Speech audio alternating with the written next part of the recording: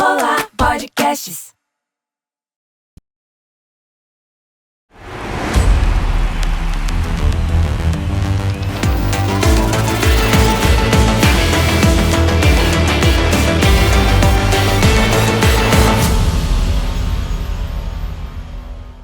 Fala, meu povo, mais um episódio do Pod Esporte começando. Pod Esporte, que é um podcast original aqui dos estúdios da Olá Podcast em São Paulo. Se você não conhece, vai lá, www.olapodcast.com. Tem muita coisa legal lá. Também segue eles nas redes sociais aí, tem TikTok, tem Instagram, @Olá Podcast. Lembrando que estamos também na Isto É Esporte, né? O Pod Esporte é um podcast oficial da Isto É, dentro da Isto É Esporte. Então, por favor, vai lá no canal deles também. Se inscreve, lembrete, sininho, tudo que você tem que fazer para sempre que sair episódio novo, você ser notificado.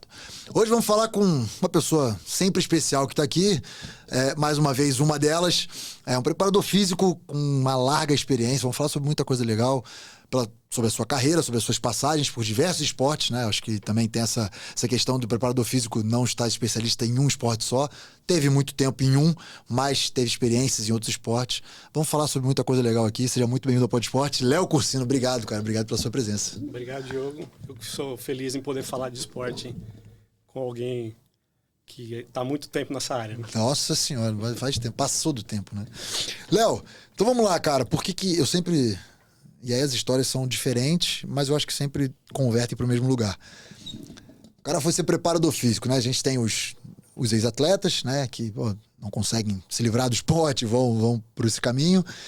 A gente tem alguns que queriam estar no esporte, né? E aí acabaram como atletas não sendo atletas realmente, né? Profissionais, enfim, de alto rendimento, e acabaram migrando para a preparação física. E temos aqueles que são realmente cientistas. Os caras querem trabalhar por detrás, nos bastidores e tal, né, como preparador físico. Seu caso, qual que é dos três que eu citei? Ou um quarto? Cara, acho que é um quarto. Eu queria ser jogador de basquete com o meu 1,70 m, é o máximo que eu consegui atingir. Ou melhor, 1,73 m. Opa, 3 centímetros nunca se perde, nunca. Eu brinco com a minha filha, que ela tá quase me passando, eu falo, você vai crescer, mas não vai passar de 1,73 m.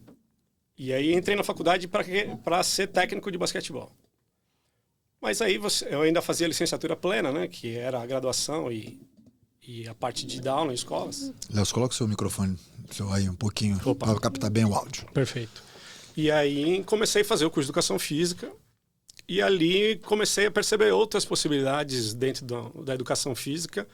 E os primeiros empregos que eu tinha, né? Isso foi antes de ter o CREF ainda, né? Eu sou formado em 98, que é o ano que surgiu o Conselho Federal. Então, você como estagiário já podia trabalhar. E aí eu comecei tendo oportunidades como técnico, mas de basquete, menos de basquete, de vôlei, de futsal, de handball. Fui técnico dessas três modalidades, mas o basquete não aparecia para mim. Uma oportunidade legal, né? Fui dar aula em academia. Na verdade, passei por tudo ali como estagiário. E chegando ao final do curso, ainda era a época que fazia os TCCs, né? Sim. Então, não se faz mais? Cara, mudou bastante. Hoje em dia tem até curso de Educação Física EAD, né? Isso aí pra mim é... Cara, então... Desculpe minhas faculdades. Desculpe minhas faculdades, mas...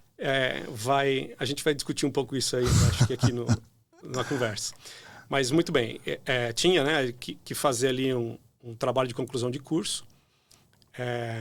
Fiz esse trabalho de conclusão de curso voltado para a área da psicologia. Eu tinha uma professora que no final depois acabei fazendo a especialização em psicologia do esporte. E aí decidi fazer algum tipo de trabalho voltado à psicologia. Então eu não sabia muito bem o que eu queria trabalhar com a educação física. Eu iniciei querendo ser técnico de basquetebol, mas foi indo por esses caminhos. Nesse trabalho eu tive a oportunidade de fazer um trabalho de campo dentro do Palmeiras, com o futebol. Então eu fiquei acompanhando uma equipe de futebol do juvenil na época. Eram aqueles atletas... Você lembra um pouco de futebol aí, não? Rodrigo Tadei, Thiago Gentil, essa turma aí, quando era juvenil no Palmeiras, isso é 97, 98. E ali fiz uma pesquisa com programação neurolinguística em treinamentos de cobrança de falta, com esses atletas ali. E aí eu vi que essa era uma área interessante, que estava bem no começo, e decidi ir por esse caminho. Fui fazer uma especialização em psicologia do esporte, trabalhando dessa forma, né? Esporte escolar e tal. academia, era o que eu conseguia ali como recém-formado. Fiquei ali no Palmeiras por uns 2 anos fazendo esse tipo de trabalho, quando surgiu a oportunidade do BCN, antes do Bradesco, né? Eu tinha um amigo lá dentro que foi meu técnico e falou, Léo, tá surgindo algumas vagas aí, talvez para trabalhar na escolinha, para dar treino de basquete e tal. E lá eu fui, comecei... Nessa época ainda a gente trabalhava muito de graça para conseguir ter boas oportunidades, né? Eu, por muito tempo, depois a gente vai falar, eu fui professor universitário no curso de Educação Física e sempre falava isso para os alunos, né? Cara, trabalha na escola, que você tem um período ali, CLT, as pessoas te pagam, você paga suas contas, mas pega outro período e vai dar um gás no que você quer trabalhar, né? Mostra que você tem interesse, não se preocupa com grana, porque tudo é networking, né? Você precisa se relacionar com as pessoas. E aí, dentro desse processo, eu comecei a ir no BCN e ali surgiu uma oportunidade como preparador físico. Você quer pegar como preparador físico? Fala, o BCN que tinha vôlei e basquete, né? Tinha vôlei e basquete. O BCN chegou em Osasco em 97. E eu cheguei lá em fim de 98, começo de 99. Ainda fiquei um ano de graça ali fazendo, ou dava aula na escolinha, ou fazendo algum tipo de trabalho como preparador físico. E aí surgiu uma vaga em 2001, na verdade, o meu primeiro contrato, o 2000, não lembro, por aí, faz um tempo. E aí entrei como preparador físico da equipe Mirim. No primeiro ano a gente foi campeão paulista. E ali eu comecei a desenvolver meu trabalho como preparador físico. Então, o que é engraçado, Diogo, aqui, eu nunca fui técnico de basquete nesses 30 anos de carreira. Nunca cheguei a ser técnico dessa modalidade, nem escolar. Eu sempre trabalhei com as outras modalidades. Mas no basquete eu trabalhei como preparador físico, fui indo ali, e no BCN eu fiquei até virar Finasa, depois virou Bradesco. Fiquei de 2001 a 2011. O basquete chegou a virar Bradesco? Chegou a virar Bradesco. Chegou a virar... É que em 99 houve um problema. Tinha a equipe profissional, que era o último ano da Paula, se não me engano. Houve um problema do Bradesco com a Confederação, se não me engano. E aí o Bradesco decidiu... Já era Bradesco, né? Só que usava a nomenclatura de BCN.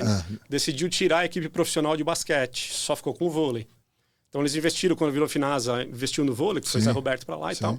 Mas o programa de juvenil para baixo sempre seguiu, acho que acabou há 1 ou 2 anos atrás. Sim. Uma pena, cara. Aquele centro ali em Osasco, aquele centro de treinamento ali. Minha sobrinha, que é filha da Paula Mel, jogou lá durante muito tempo e tal. A Paula é minha concunhada, né, cara? Perfeito. Então ela... Acompanhei, né, gravidez e tal. Eu conheço a Paula desde a lesão. Eu conheci a Paula na lesão dela para Atenas, que tirou ela de Atenas, que foi a lesão do cruzado. Então eu conheço a Paula desde então. Então, isso hoje é parte da minha família. Eu lembro da Paula lá, infanta. Então, minha família. Eu falo de bigode, Paula tinha bigode, então ela fica brava. Mas, enfim, só para fazer um parênteses aí sobre o Bradesco, que, foi durante muitos anos o celeiro de grandes atletas. Muitos atletas começaram jogando lá. Enfim, uma pena ter acabado. Então, e aí nesse tempo, trabalhando com meninas, né? Num esporte feminino que tinha uma grande representatividade nessa época, né? Fim dos anos 90, o Brasil foi campeão mundial, medalhista olímpico no basquete, né? Então eu peguei essa safra dessa mudança, né? De saindo aí, era o último ano da Paula, acho que a Janete jogou mais alguns anos. Então, de vivenciar a formação dessas atletas aí. E por eu ter tido uma experiência muito grande durante a época de professor como estagiário ainda, né? Trabalhando com várias modalidades, em várias instâncias, ali a gente trabalhava lá em Osasco, no ginásio geodésico, que é um ginásio um pouquinho maior que tinha lá, não tinha ainda esse treinamento. E o que eu tinha como preparador físico era uma lateral de quadra. Ponto. E é isso, né? Então ali, cara, eu desenvolvi muita coisa de trabalho, de atividade, que foi me dando várias possibilidades de desenvolver essas atletas. Ao longo desse crescimento, né, tive contato com outros preparadores físicos que trabalhavam lá, o pessoal que estava na seleção, sempre olhando, né, o que o pessoal estava fazendo. E aí eu fui crescendo, dali eu consegui chegar à seleção, acho que em 2004, foi o primeiro ano que eu fui como preparador físico de categoria de base. E comecei a ter uma notoriedade, porque a gente conseguia chegar, as meninas iam se desenvolvendo, de entender também como funciona o treinamento feminino, né? De lidar, principalmente com essas meninas, início de ciclo menstrual e tudo. Foi bem legal. concomitante a isso, eu continuava dando aula na escola, professor de educação física, precisa ter 6 empregos, né? E também em 2005 eu iniciei como professor universitário no curso de Educação Física e Pedagogia lá da Uni Santana. Também fiquei por 10 anos. Neste tempo, eu comecei a dar uma pensada nessa área de Educação Física, pensando de uma forma mais ampla, né? Porque eu, quando era garoto, eu queria ser atleta. A ideia, quando eu entrei no curso de Educação Física, é que eu queria chegar ao alto rendimento, né? Para entender, para vivenciar isso, nem que seja pelos bastidores ali. E na hora que eu vivenciei, né?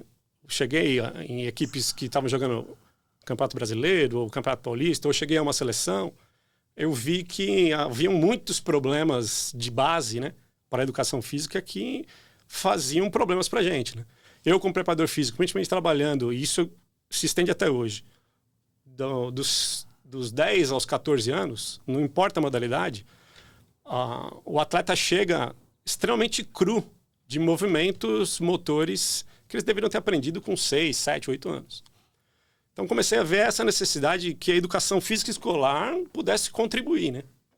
Então ali já comecei a perceber que não há uma política pública de educação física no país, que não tem a relação entre o esporte e a escola.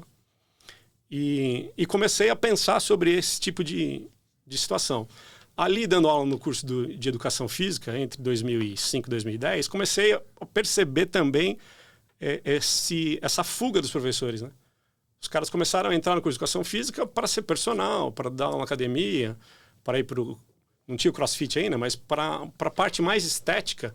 E também o curso de Educação Física se dividiu. Antes era uma licenciatura plena, né? Sim.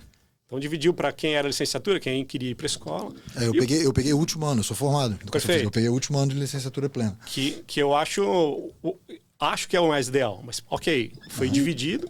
E aí as pessoas pararam de começar a buscar a licenciatura.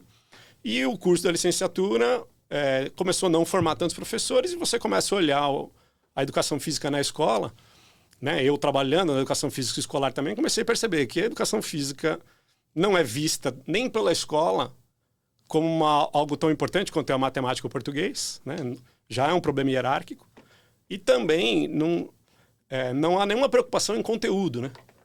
Sei lá, segundo ano do ensino fundamental, o que uma criança está aprendendo em matemática? Talvez a gente consiga visualizar em português, mas em educação física não. Desde sempre, né? Aquele estereótipo do... hora de relaxar, joga uma bola na quadra e, enfim, nunca se trabalhou.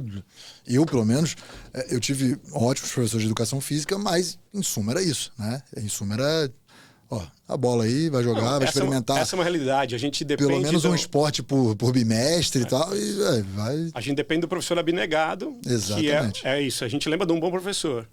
Eu perguntava para os alunos no curso de Educação Física, por que você entrou? Ou é porque ele teve um professor animal ou porque ele teve um professor merda. Entendi. Não, eu quero fazer diferente. Eu gosto de esporte, mas eu quero fazer diferente. Então, as pessoas também chegam para essa área sem saber muito bem qual é a utilização de todo esse processo.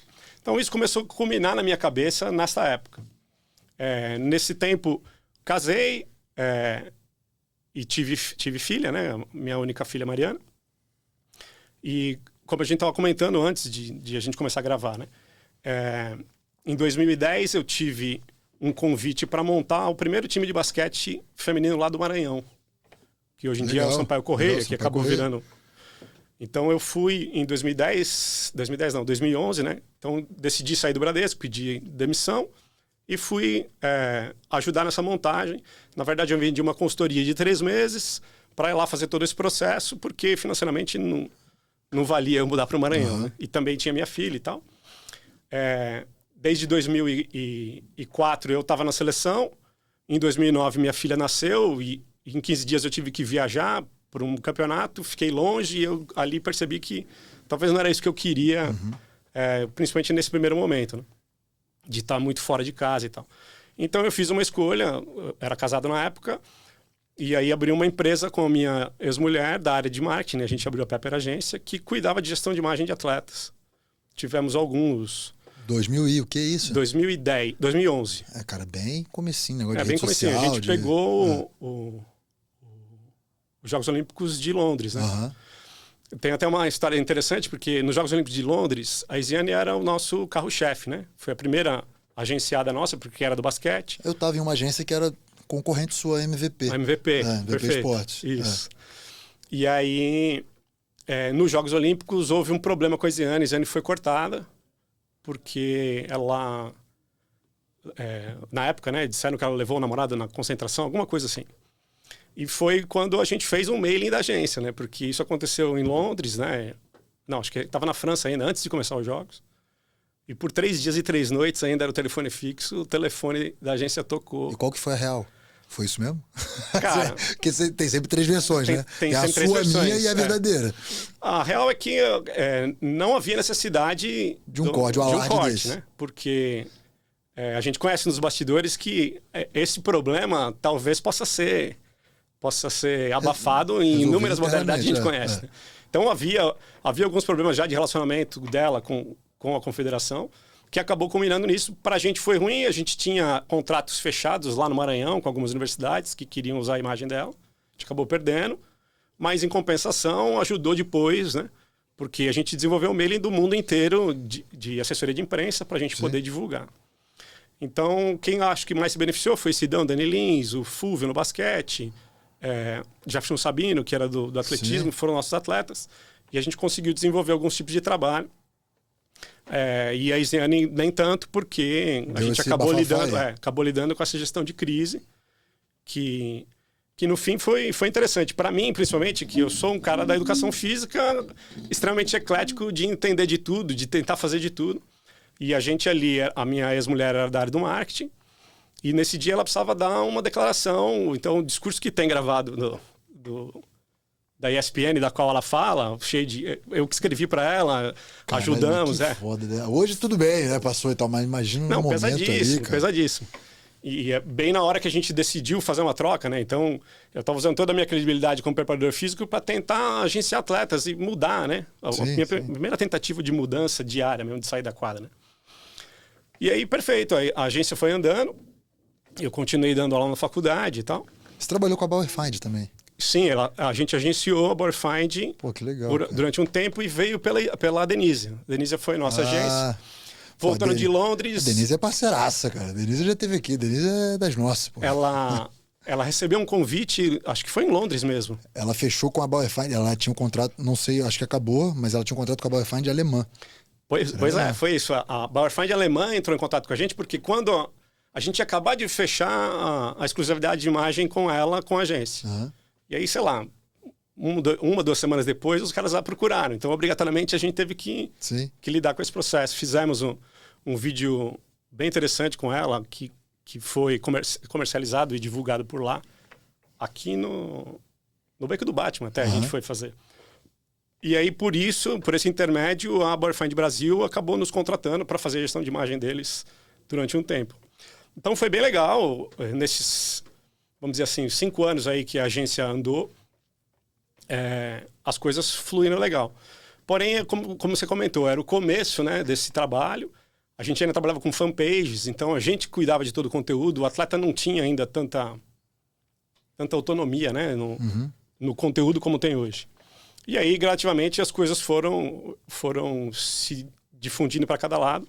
E eu, pessoalmente, acabei não continuando com o relacionamento com a minha ex-mulher. A gente acabou se separando. E nisso fez com que cada um voltasse para um tipo de trabalho. Então, é a minha primeira volta pro esporte.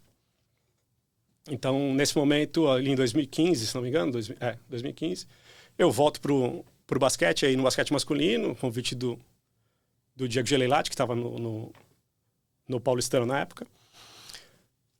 E aí fui voltar a trabalhar com o esporte de alto rendimento, continuando ali na faculdade e na escola. Ao final de 2015, que foi o ano da separação, eu também parei de dar aula na escola e, por problemas que eu tinha na faculdade, a faculdade começou a ter problemas de pagamento, né? Tive uns 2 anos ali que eles atrasavam e tal, e eu decidi também sair para tentar buscar direitos e tal. Então, eu fiquei realmente só no esporte e comecei a pensar disso que eu estava comentando contigo, de cara, eu acho que é a hora de eu voltar a empreender novamente em algo mais amplo da educação física, em que eu acho que eu possa contribuir. Porque vendo essa relação da educação física escolar não contribuir para a gente no esporte, eu acho que é algo que a gente precisa mudar ontem. Então comecei a pensar em um tipo de produto que se desenvolvesse nisso. Ao longo da minha formação como preparador físico, aquilo que eu te comentei, né, de trabalhar só numa lateral, eu obrigatoriamente desenvolvi exercícios coordenativos inúmeros. Então, eu tinha que dar treino todo dia lá para as meninas, eu punha os bambolês e exercícios coordenativos e tal.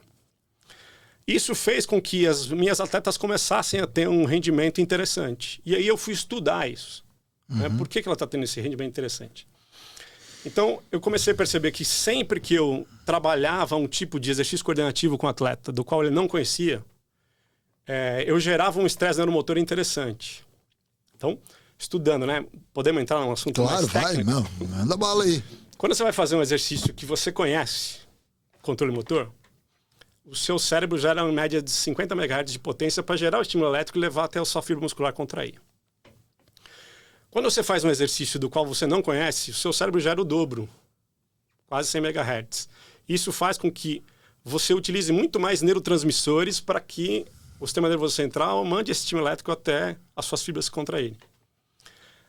Esse neurotransmissor mais utilizado em atividade motora é a acetilcolina. Quando você faz uma atividade de alta intensidade cognitiva, você não tem via neural pronta. Ele gera um acúmulo muito grande de acetilcolina nesse sistema. Essa acetilcolina vai ser ressintetizada.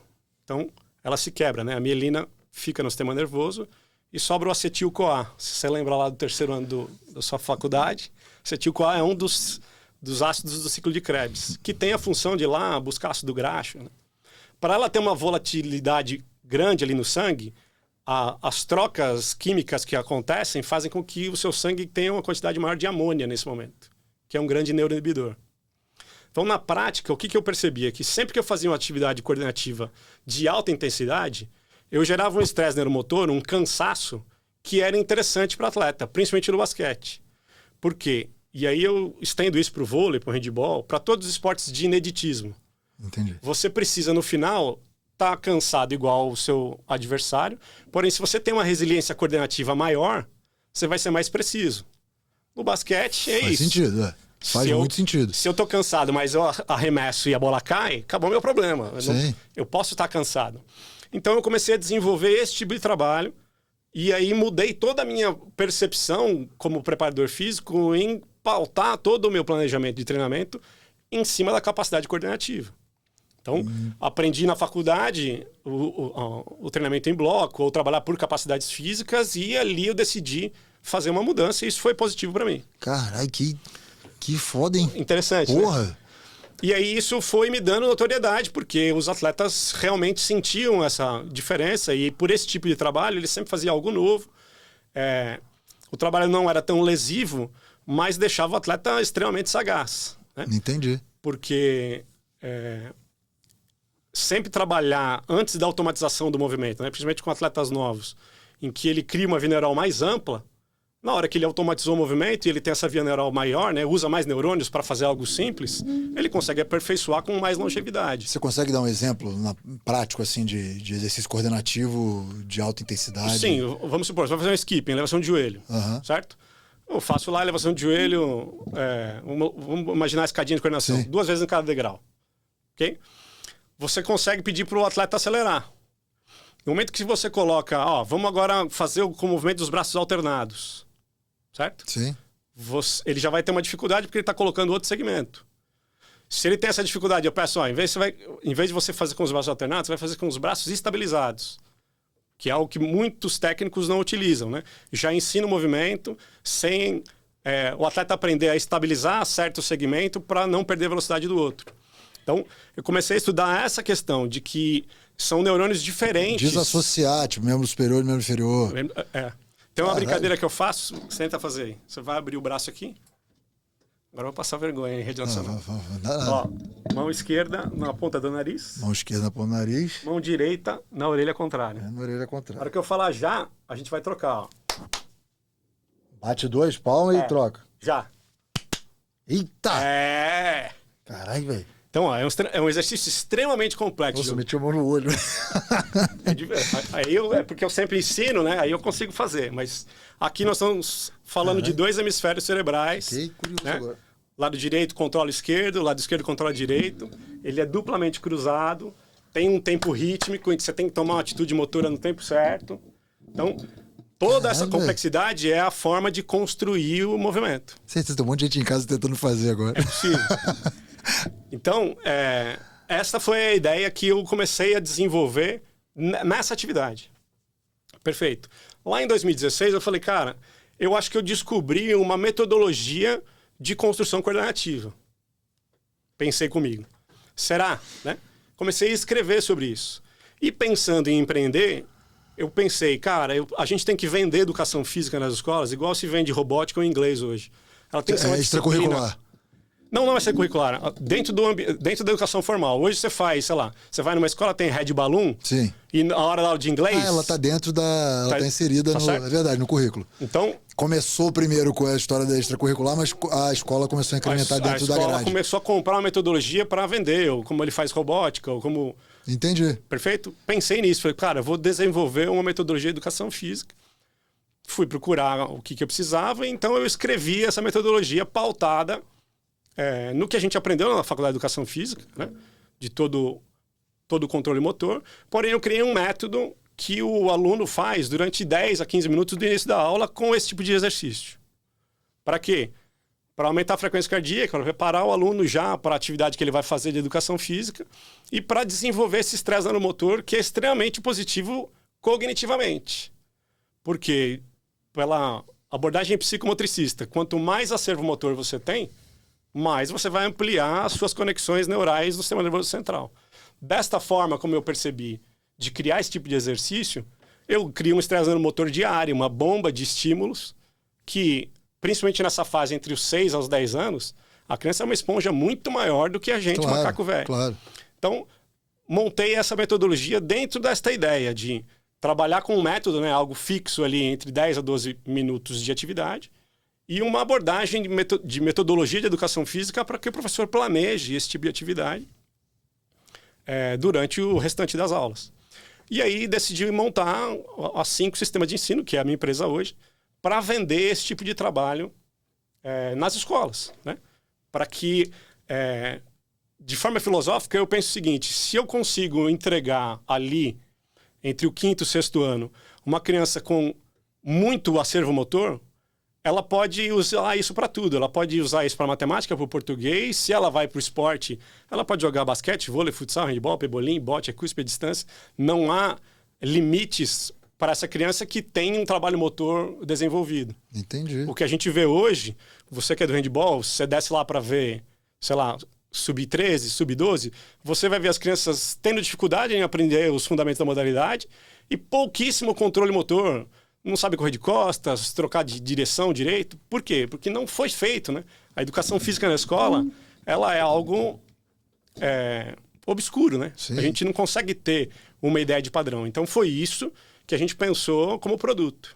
Cara, que legal, cara. Porra, muito foda mesmo. Porra, e assim, obrigado. Hoje ainda, né, advento do maior mal da humanidade, e por outro lado também, né? Tecnologia é sempre, né, bem-vinda se usada da maneira adequada, mas o advento do celular, cara, a gente mesmo, eu sou um cara que, pô, eu consumo muito celular, fico muito tempo no celular, muito em função. Eu até uso como desculpa, né, porque é meu trabalho e tal, mas tem hora que não, né, que você poderia estar fazendo outras coisas, incentivando até, eu tenho uma filha de 4 anos, tenho uma de 17, poderia estar estimulando de outra maneira elas, né, com questões, né, motoras, enfim. Não, tá todo mundo o tempo inteiro no celular. Quantas vezes, né, no sofá de casa, você olha assim, tem uma TV ligada, tem 4 celulares ou um tablet, né, e todo mundo ali, que, cara, é um problema gravíssimo que talvez a gente não já está sentindo muito hoje, mas eu fico imaginando daqui a 15 anos, 20 anos, essa geração de possíveis atletas, e aí pensando no alto rendimento, cara, sim, como vai estar o acervo motor desses atletas, ou como é que a gente vai fazer para ter mais atletas. Então, assim, com certeza, os países que mais se destacam, vamos pegar os Jogos Olímpicos como exemplo, são países que têm políticas públicas, né, esportivas desde da escola, desde a parte escolar.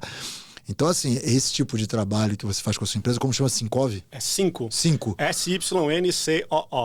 SYNCOO. É a junção do to sync com coordenação. Legal. E hoje você está em escola, já deu certo aí esse seu plano de vender esse Vendendo, produto? né? A gente começou com 2 unidades da Maple Bear, antes da Maple Bear ser comprada por um grupo agora, né? Que acabou inviabilizando a gente continuar só em 2, né? Precisa ser vendido para o grupo inteiro. A gente teve um ano nos 18 clubes de escolas da região de São Paulo aqui, trabalhando com o futebol. E atualmente eu estou em discussão para a exclusividade dessa metodologia em um sistema de ensino específico. Então, isso é legal, cara. De já tentar entrar de uma forma nacional a poder isso ser distribuído em larga escala, né? Porque no começo da empresa, eu tinha mais a ideia da metodologia e é difícil desenvolver um produto, né? Então, você acabou de utilizar o que acabou virando nosso produto. A gente ouve muito isso, né? Pô, antigamente a gente tinha muito controle motor porque a gente subia em árvore, porque a gente brincava, porque a gente não tinha celular. Uhum. Né?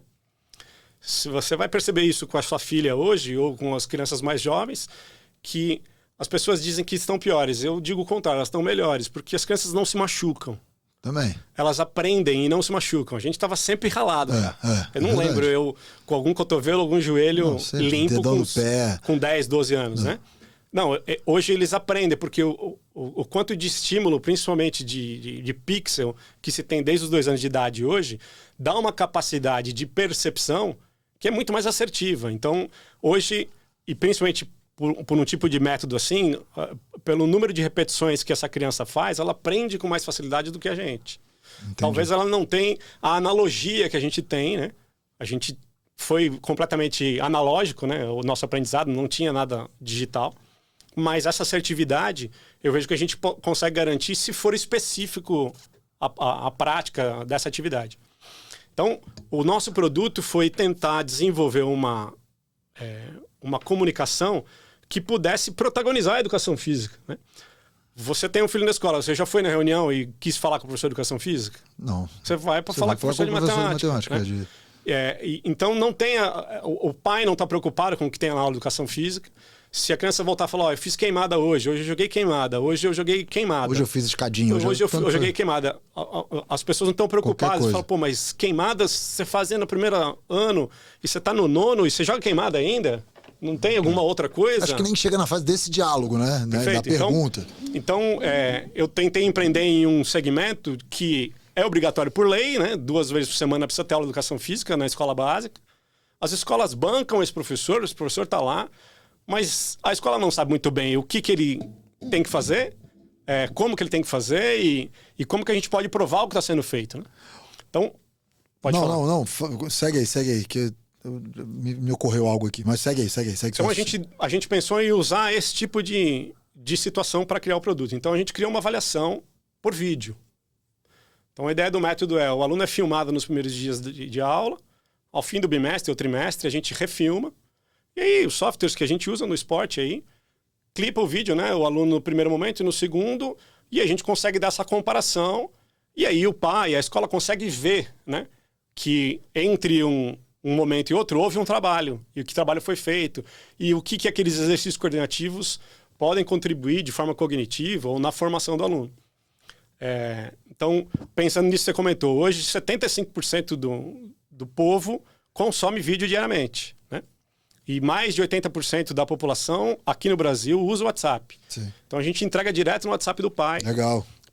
Ajudando a escola também nesse processo de criar um processo de comunicação, que o pai vai ver o vídeo, vai compartilhar de forma orgânica na rede social, com o padrinho, com a avó e tal. Então, aí sim eu criei uma possibilidade mercadológica para poder protagonizar a educação física. Entendi. Então, a ideia é essa, de entrar nesse ambiente escolar e começar a fazer uma produção de prática, né, de repetição de exercício ali, nessa fase da esponja da criança, em que a gente vai gradativamente conseguindo suprir esse problema que você comentou, né, de já pensando lá na frente, e principalmente o problema do sedentarismo. Entendi. Antes da pandemia, em 2019, dados da Organização Mundial da Saúde diz que de cada 5 adolescentes no mundo, 4 eram sedentários. Isso antes da pandemia. Imagina depois, cara. E Eu tive uma pré-adolescente com 13 anos dentro de casa, passando por uma pandemia, cara. E assim, cara, 13 anos de idade, você imagina os seus 13 anos de idade, você trancado dentro de casa, tendo aula obrigatória num computador. Cara, foi um negócio assim, maluco e com certeza isso... Quer dizer, no meu caso, lá em casa, por exemplo, não, porque minha filha ela foi pro caminho, pô, ela ama patinar, né? Então, cara, patins o dia inteiro, vou sair daqui correndo, vou buscar ela no patins, porque... Enfim, né? Acho que o esporte ficou bem ali inserido dentro da minha casa. Mas pô, não é a realidade da grande maioria, né? Então, a pandemia realmente colaborou muito negativamente nesse aspecto do sedentarismo, principalmente para jovens e adolescentes que talvez já tivessem esse viés, né? De não praticar, não ter estímulos motores, enfim. Me ocorreu um negócio que, e aí, Léo, me explica se faz sentido.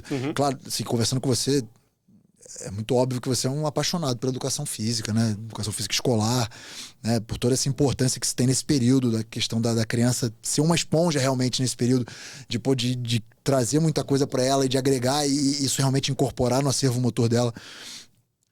Mas, cara, pensando mercadologicamente, esse seu produto, ele não se insere também, por exemplo, clubes esportivos, clubes de futebol, né? Que eu vejo futebol assim, pensando mais no investimento, porque a gente escuta muito falar sobre neurociência. Perfeito. Né? E eu tenho certeza que isso aí tá tudo linkado. Faz sentido isso para você, né? Em clubes esportivos, em clubes de futebol, para traçar uma linha ali hoje cada vez mais, aí pega o Hendrick, com 17 anos, é titular do Real Madrid hoje. Quantos anos esse moleque chegou no Palmeiras? Será que esse moleque tivesse tido mais estímulo, né, o estímulo correto, né, da maneira que você está falando? Será que, talvez não fosse algo... Mas tudo bem que o cara... Né, peguei um exemplo meio ruim para isso, mas outros Hendricks não aparecessem? É possível que outros Hendricks aparecessem. É possível com que esse Hendrick aparecesse com uma possibilidade ainda maior de aperfeiçoamento, né? Conseguir chegar mais longe.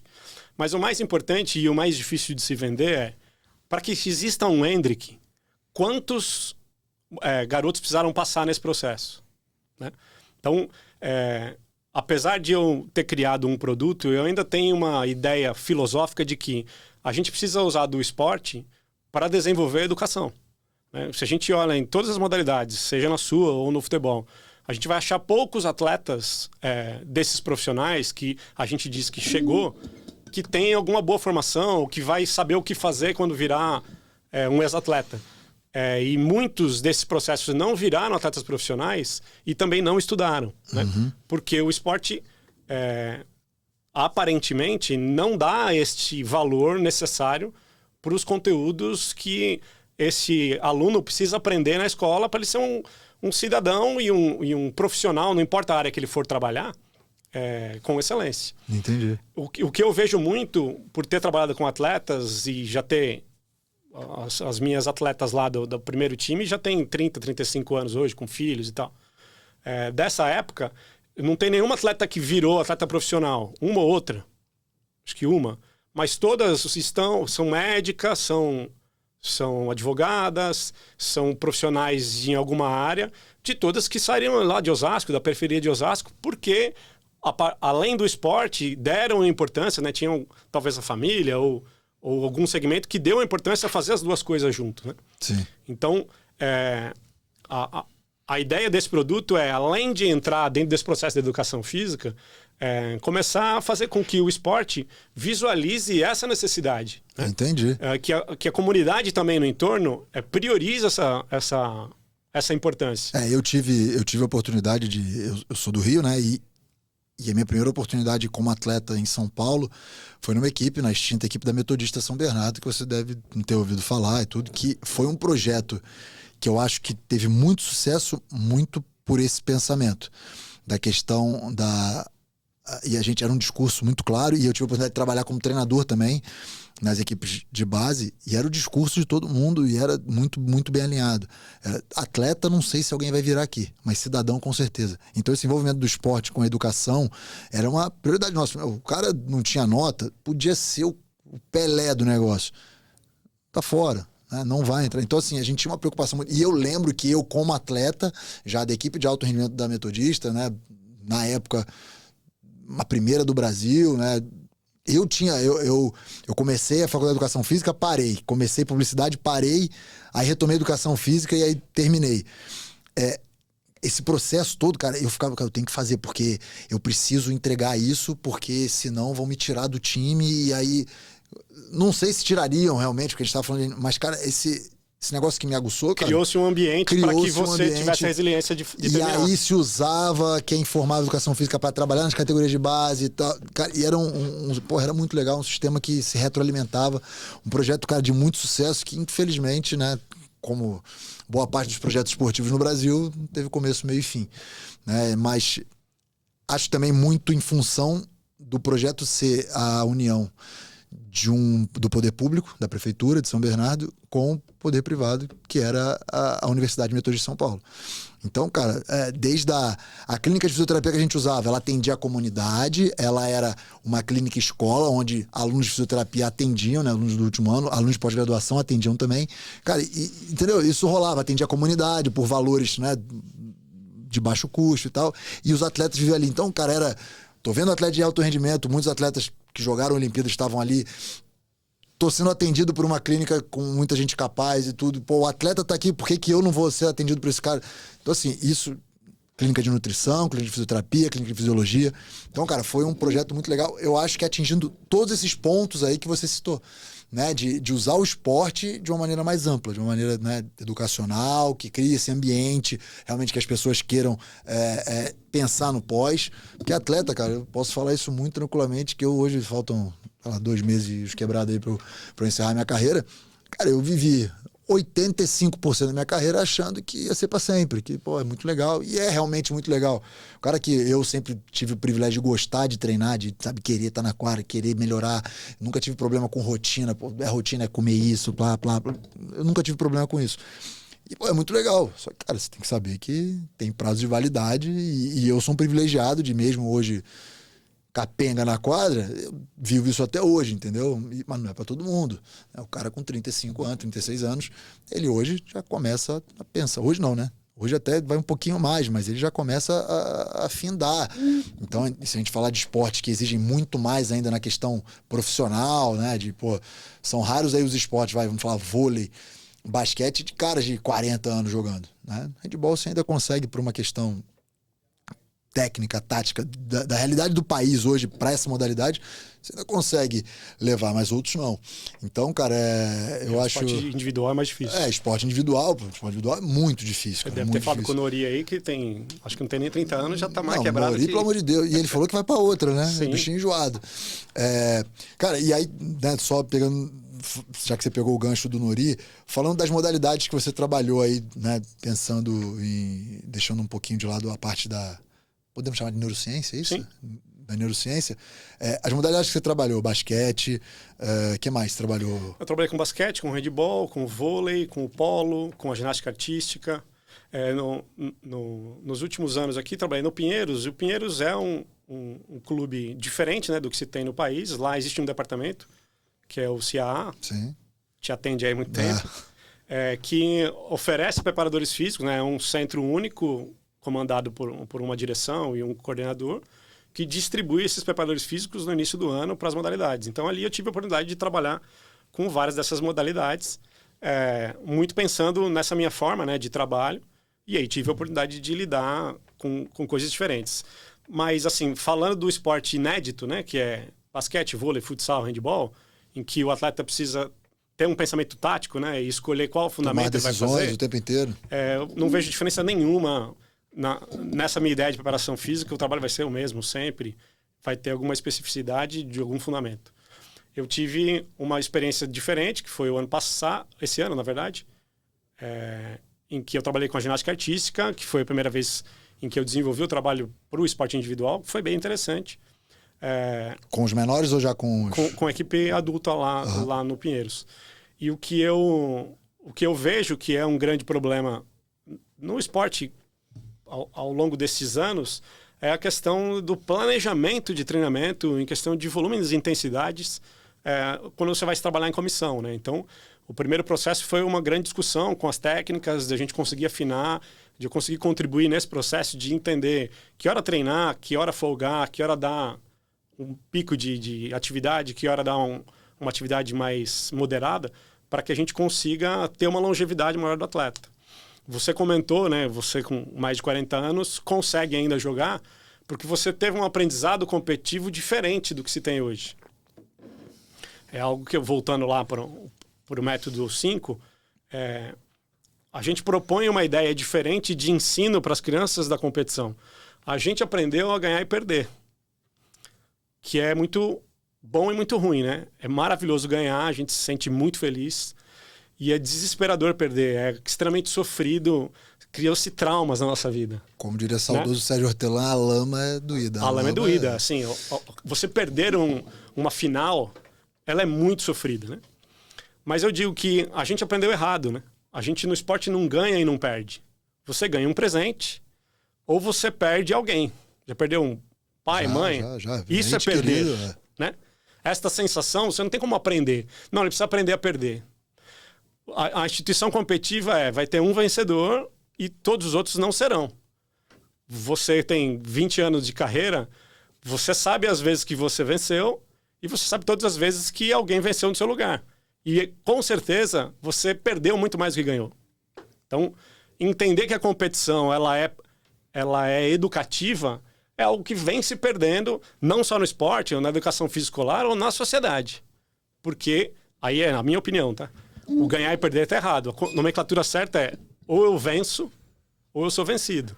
Entendi. Quando eu penso num ganhador, eu penso no cara que ganhou a Mega Sena. E o que eu tenho com ele? Raiva. Por que não fui eu? Né? Por que ele mereceu e eu não? Então, quando alguém ganha, a gente não tem empatia. E, cara, eu vou te falar que a galera da minha geração é mais ou menos isso aí. Tipo, o cara que ganha, eu tenho raiva daquele cara. Eu tenho raiva, porque a gente aprendeu assim, o ganhar e perder. Então, eu entendi a questão da nomenclatura e concordo com você. Mas eu concordo com você porque eu vivi o lado do ganha-perde. Eu aprendi assim. E aí eu entendo esse lado. Agora, eu não sei se essa galera mais nova aí, que papo de boteco mesmo, porque eu tenho muitas ressalvas com essa geração nova. A questão do vencer e ser vencido, eu acho, vamos ver se eu não vou falar besteira aqui, escolher bem as palavras, mas eu acho que eu tenho uma sensação que é mais ou menos assim, Tanto faz, né? fui vencido. E eu acho que isso pro esporte de alto rendimento, eu, com as minhas experiências, da maneira que eu aprendi e tal, eu acho que isso não funciona pro esporte de alto rendimento. Porque quando você fala isso, a sensação que dá é, depois eu vejo isso. Só que o depois é agora que você tem que ver isso. É agora que você tem que pensar, por que eu perdi? Eu falando, eu perdi. Por que eu não ganhei? Por que eu tenho que fazer melhor? Eu tenho que melhorar. E eu tenho a sensação que a galera hoje deixa... Não que não se importe, né, com ser vencido, mas que... eu vou olhar aqui no Instagram, mas eu acho que eu fiz um gol. Então eu vou postar esse gol aqui porque isso me acalenta o coração. Não, pra mim não. Entendeu? Tipo a história da lama que eu até citei. Né? Você tem que, na minha concepção de atleta de 41 anos, aquilo ali é ruim, você não tem que querer estar ali, cara. Você tem que querer, né? E eu não vejo essa galera... Não é regra. Se você faz um pensamento ao longo da sua carreira e você pensando quando você era base, como que você aprendeu isso? Como que você aprendeu que ganhar você tem que dar tudo e que perder é uma bosta? Quem te ensinou isso? Cara, talvez o ambiente que eu estava, O ambiente, né? as pessoas, treinador Perfeito. E tal, né? Mas eu acho que nunca foi de uma maneira tipo, você perdeu. Eu não lembro de, sabe? Devo ter tido alguns episódios, Você deve ter obviamente. jogado contra equipes que faziam isso. Claro. Mas eu acho que talvez o ambiente, que era um momento diferente da sociedade, enfim, que todo mundo se aprendeu dessa maneira que você fala. O meu grande ponto é isso. É como hoje as pessoas tratam... Por exemplo, veio aqui o Roger Mancha do skate. Né? O skate é um esporte que, Jogos Olímpicos, eu lembro que em Tóquio, toda uma menina de 16 lá na Japinha, lá 16, todo mundo torcendo pra menina cair e tal, não sei o quê. E aí o Roger trouxe aqui, levantou isso, ele que é treinador da seleção Perfeito. brasileira de skate, ele falou, cara, não, eu tenho que ter feito manobras melhores que dela. Tem que superar. E eu tenho que ser melhor que ela, mas eu não tenho que torcer pra ela cair, eu não tenho que torcer pra ela ser pior que eu. Eu tenho que tentar ser melhor que ela. Tipo, é uma mudança de mindset que eu acho que é peculiar daquele esporte e que nasceu daquela maneira. Agora, pra mim, cara, não funciona. E eu vejo algumas pessoas no meu esporte, sabe, com esse sentimento, putz, chato, eu fui vencido. Isso pra mim me incomoda. Eu Isso entendo. Sou eu. Eu tá? entendo, Não tô mas falando que talvez você está olhando com o viés do ganhar e perder uma pessoa que trabalha no viés de ganhar e perder, mas não tem a pegada. E isso está cheio. Né? Eu tô defendendo pelo seguinte, há muitos anos, principalmente trabalhando com crianças, 6, 7, 8 anos, em que eu troco a nomenclatura. Quem venceu? Eu pergunto quem venceu. Porque quando você pensa no vencedor, você pensa em alguém suado, você pensa em alguém que trabalhou, alguém que está esgotado e que mereceu aquilo. Quando você pensa no ganhador, é o que você falou, você tem raiva. Então, eu posso trabalhar pelo ódio, ou trabalhar pelo amor, ou trabalhar por superar, como você comentou. Uhum. O que é o mais importante dentro desse processo é a gente entender, pelo que a sociedade hoje vive, o problema não está no alto rendimento. Esse cara do alto rendimento ele vai surgir. Porque o alto rendimento pede com que você vença para que você sobreviva. Então, o cara que não tiver a resiliência de ultrapassar o máximo do limite dele, ele não chega. Então, não precisa ter esse medo no esporte de alto rendimento. O problema é como a gente vive a competição no dia a dia e como o esporte vende isso pro cara normal. A gente aprende a competir como no Brasil? Com o time que você escolheu, se é corintiano, palmeirense. Cara, fazem 70 anos que os caras se reúnem para se bater e ficam zoando quando um cara perde e ficam diminuindo quando um cara ganha, porque não entende o princípio do competir. Eu fiquei extremamente irritado e falava com o pessoal em casa e os amigos durante os Jogos Olímpicos de que vários dos nossos profissionais que trabalham com relação aos Jogos Olímpicos não entendem essa nomenclatura do pensamento olímpico, que é ensinar alguém a competir, né? Sim. Todo mundo fala, você foi para as Olimpíadas? Olimpíada é o tempo entre um jogo olímpico e outro. O cara vai para os Jogos Olímpicos. Os Jogos Olímpicos, aqueles 15 dias, é a hora que você, como atleta, vai dar o máximo de tudo que você aprendeu para ser um vencedor. Então, se você for segundo, cara, você é um perdedor? Nem fudendo, cara. Nem fudendo, Se você é 16º do mundo... o Jota veio aqui, né? Sim, sim. Da natação. Sim. Cara, a natação não teve nenhum... Teve o cachorrão na final, ele foi? No final, tá, mas não teve medalha. Não teve medalha. Ok, mas essas pessoas não trabalharam. Esse cara que atingiu a possibilidade de ir para os Jogos Olímpicos, cara, isso é a nata da nata para conseguir chegar. Então, esse conceito de ganhar e perder faz a gente perder esta visão da importância das coisas. Cara, e aí eu vou te confessar um negócio, falando de Olimpíada e tal, eu tive a oportunidade de participar dos Jogos Olímpicos do Rio. E o meu sentimento, claro, você ser um atleta olímpico, é um negócio assim, eu sei a dimensão. E eu jogo um esporte que a gente sabia que a gente não ia pra medalha. A gente tá ali competindo, a gente quer, obviamente, mas a gente sabe o nosso tamanho, né? Ninguém é hipócrita de falar, o handebol masculino vai pagar medalha. Na primeira a gente tem que sempre ir, né? A gente vai de vez em quando. E a minha sensação no final, tipo, porque talvez eu conviva, hoje um pouco menos, mas, por exemplo, lá no Sport TV comentando Jogos Olímpicos, cara, eu convivi com... Tinha ali trocentas medalhas olímpicas.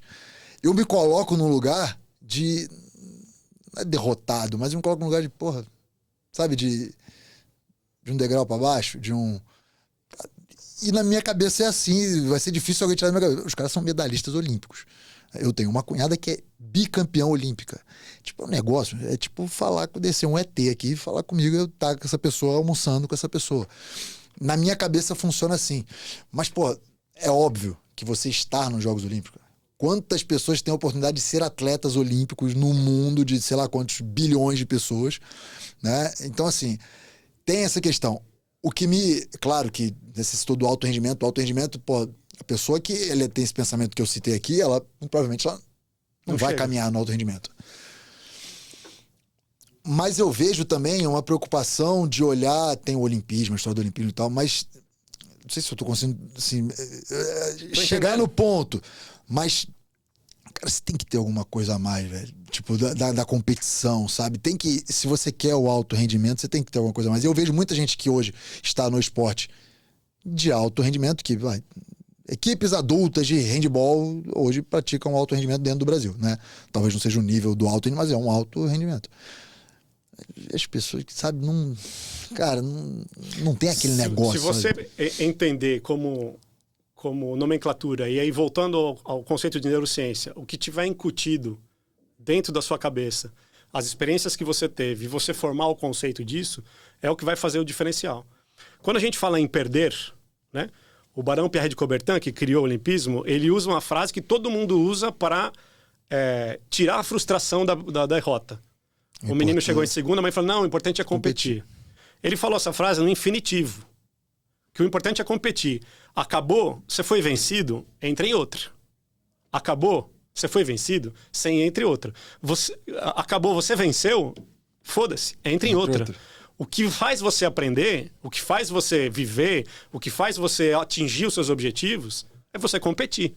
Então, o resultado na educação ali não importa. O que importa é você ser resiliente e quando você é vencido, você consegue olhar o vencedor e emular. Fala, pô, o que me falta? É o que você falou. Isso sim, isso aí cara, eu tô com você. Os caras lá da Noruega, cara, é inatingível pra gente agora. Bom, vamos chegar ao mais... Você consegue ser mais assertivo nos seus objetivos. E aí você não sofre. Eu tô dizendo isso porque de 20 anos pra cá, o que a gente vê? Pais querendo sempre tirar a frustração do filho das derrotas. Boa. E isso é um problema do perder. É óbvio, eu não quero que meu filho perca. É claro. Tá certo? Agora, se eu ensino meu filho a ser vencido e continuar, a ser resiliente, a ultrapassar, a ver o que te falta. Ó, você foi vencido porque te falta isso. Ah, mas eu vou ser vencido sempre. Sim. Se você não melhorar isso, se você continuará nessa função. É a mesma coisa, só que com... Cara, é um outro viés. Por isso que eu tô dizendo. Perfeito. Dentro da nossa sociedade atual, eu acredito que isso é um caminho mais viável porque a gente está formando. Porque você deu o exemplo do skate, mas a gente já consegue ver isso nas categorias de base.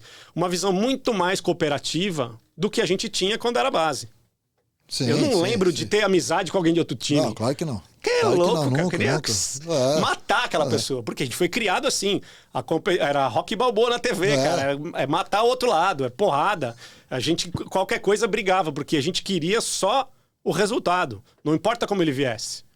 E pensando nisso, a gente só vai conseguir ter resultado, e principalmente no Brasil, se a gente for cooperativo, se a gente ajudar todos os esportes, se isso estiver atrelado com a educação. Principalmente se a gente recortar para a vida normal que não seja dentro do esporte, né? Eu acho que eu vejo o esporte como um retrato do que é a vida cotidiana do ser humano.